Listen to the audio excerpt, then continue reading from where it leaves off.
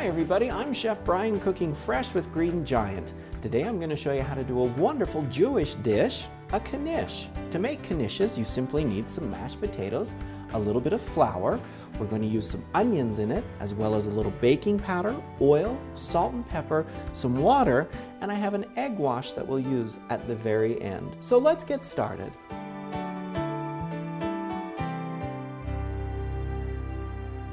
Today I'm going to show you how to make a knish. They're actually really easy to make, and it's a great recipe to use if you have some leftover potatoes. What I'm going to start with first of all though is a flour and baking powder mixture, and I'm just going to add them into this bowl and whisk them together. I like to whisk the dry ingredients together rather than sift them together, because if you stop and think about it, when you add dry ingredients into a sifter, they actually come out in the same order you put them into the sifter. So by doing this, I'm really combining them. I'm going to be using the Klondike rose potato today, and it's the red skin potato with the heart of gold. And the reason why I want to use this is because I'm leaving the skins right on it, because it has such a thin skin, you don't even have to peel it. The beautiful buttery flavor in it is just going to be great in this knish. So what I'm going to do is add about a cup of mashed potatoes right into this bowl. If you want to add more and make more knish, you certainly can. There we go. And to this, I'm going to add a little bit of olive oil and some salt and pepper. There we go. I'm going to just take this spoon and mash these all together. And you'll notice as you whisk in that olive oil that they're going to become quite creamy and pull together. Once you get them all combined, mixed with the olive oil, now you're going to add in your dry ingredients. So in goes the flour. You can do this in batches if you want to. I like to just add it at once and get my hands in there and have some fun. So let's put this aside and just simply begin to mash this together. Don't expect this to pull together into a dough at this point. All you're doing is trying to combine the best that you can, the flour in with the mashed potatoes. Once you get it all combined, you're going to add some water to pull it into a dough. So just create a little well in the center and pour the water right into it. You can take your spoon and begin to mix this together right in the bowl itself, and just continue mixing and kneading until it pulls into a soft dough.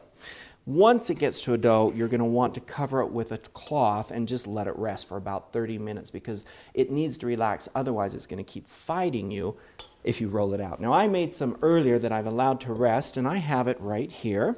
And so it's ready to go. But before we start to roll that out, let's make the filling for our dish here.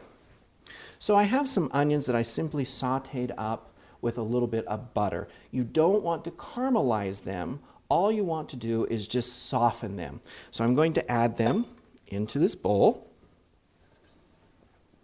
I'm going to add more potatoes to it. This is actually the filling, and I think it's so good because you can put really any kind of flavoring that you want into here. If you wanted to add a little meat, I guess you could. Some salt, pepper, some garlic in there. I'm simply just going to add a little bit of salt and pepper. There we go. Mix these together, and this is going to be the filling.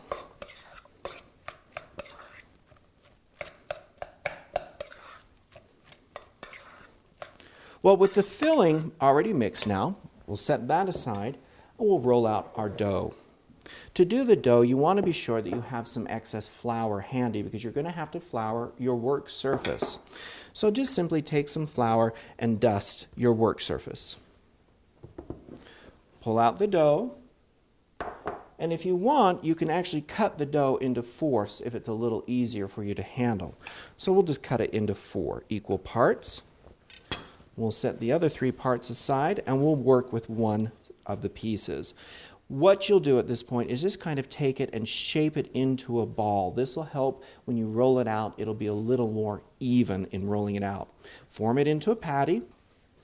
Make sure you've got lots of flour on the bottom as well as the top. And then just grab a rolling pin and you're going to roll this out. Now don't get it too thin maybe about 1/4 inch thick. Don't worry about the shape of it because we're going to cut it into the shape that we want to. All right, that looks good.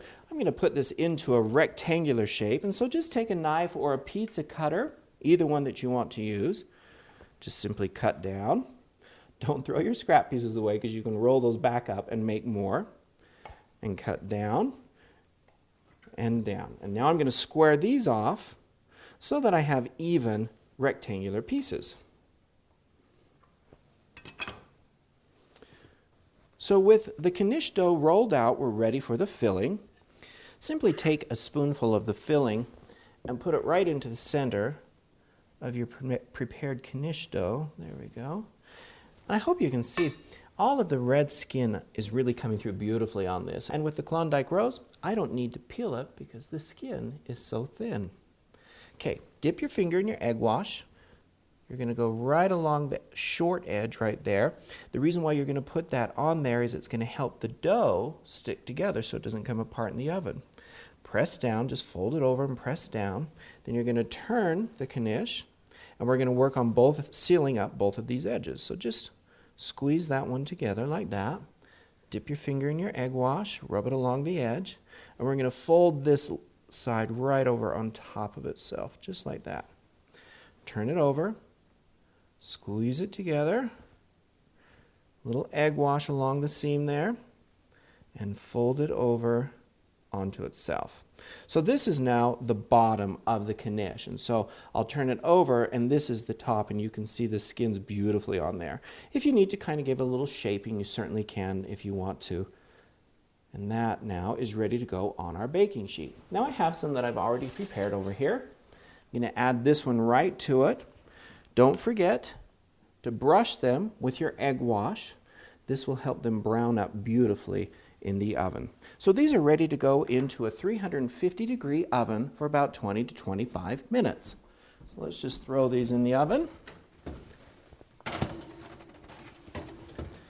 Alrighty, we'll check back on those in about 20 minutes.